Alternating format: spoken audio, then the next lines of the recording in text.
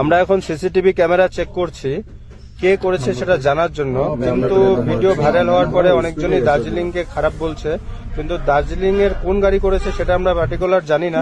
এর জন্য কেউ বাজে মন্তব্য করবেন না, আগে আমরা জেনে নেই কে করেছে, তারপরই আপনার ডিসিশন নিব, তার উপরে পুলিশ অ্যাকশন নেবে, সেটা আমরা চাই। কিন্তু এর জন্য যে সবাই খারাপ এটা না, তো আমরা দেখছি।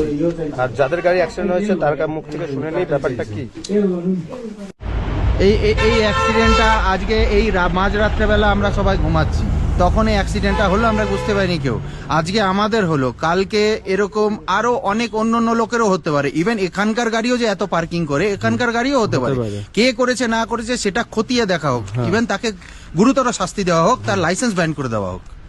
আমরা ভিডিও চেক করলাম, এই যে এখানে সিসিটিভি ক্যামেরা লাগানো ছিল, তো ভিডিও চেক করে পাওয়া গেল একটা প্রাইভেট নাম্বার গাড়ি, আর ভক্সওয়াগন হবে কি, আর এই যে দাদা, আর এই দাদার গাড়ি অ্যাক্সিডেন্ট হয়েছে।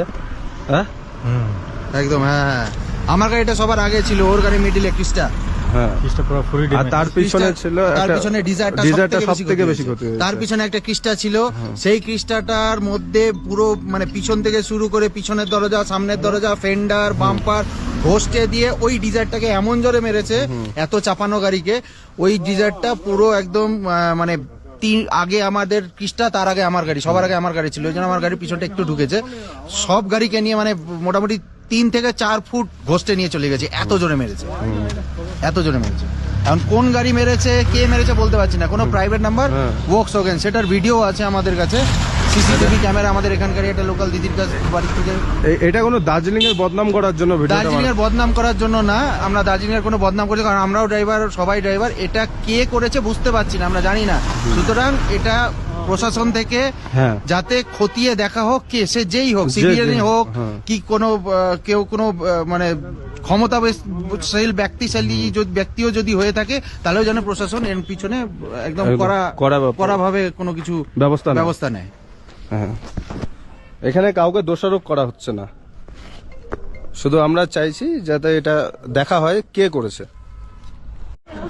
কালকে বন্ধুরা মিলে আসছি দার্জিলিং এ, তো দার্জিলিং এ দেখতে পাচ্ছ মানে রাত্রে আসি বলে এখানে থেকে কালকে সকালবেলা পিক আপ করে শিলিগুড়ি ড্রপ ছিল, তো রাত্রেবেলা গাড়ি রাখা ছিল, সব গাড়িকে মেরে চলে গেছে।